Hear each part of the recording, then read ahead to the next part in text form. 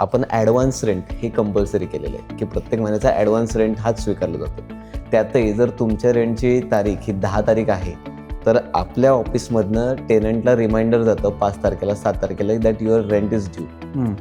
बरं, टेनंटनी ओनरला ट्रान्सफर केल्यानंतर सुद्धा त्याचा स्क्रीनशॉट आपल्याकडनं क्लायंटला जातो की sir make sure that you have received the rent. Okay okay. या फॉर्मॅटमध्ये जातो. त्यानंतर ह्याच्या पुढची स्टेप की आपण दर क्वार्टरली म्हणजे प्रत्येक 3 महिन्यांनी आपण प्रॉपर्टी इन्स्पेक्ट करतो की प्रॉपर्टी दिली होती त्यावेळेस बाबा या भिंतीवरती खिळा ठोकलेला नव्हता आणि आता खिळा ठोकलेला आहे का. अच्छा, सो एव्हरी 3 मंथ्स येस, तुम्ही ते चेक करता आणि ते त्या each quarter we do the property inspection. अरे वा, क्या बात. येस. आणि इथंच नाही थांबत, तर हे प्रॉपर्टी इन्स्पेक्शनचे फोटोज असतील, व्हिडिओज असतील किंवा त्याचा रिपोर्ट असेल हा क्लायंटला अपडेट केला जातो. Okay okay. म्हणजे याच्यात आता सध्या आपण ते ड्राईव्हवरती अपलोड करतो so that client can verify any time. Amazing amazing. So Yes. हे प्रूफही राहतात.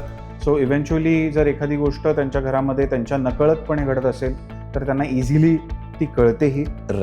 इव्हन बऱ्याचदा मी असं बघतो की फ्लॅट घेताना जेवढी लोक होती आणि त्याच्यानंतर तुम्ही अचानक व्हिजिट केल्यावर त्याच्यानंतर गाव अख्खा असतो तिथं.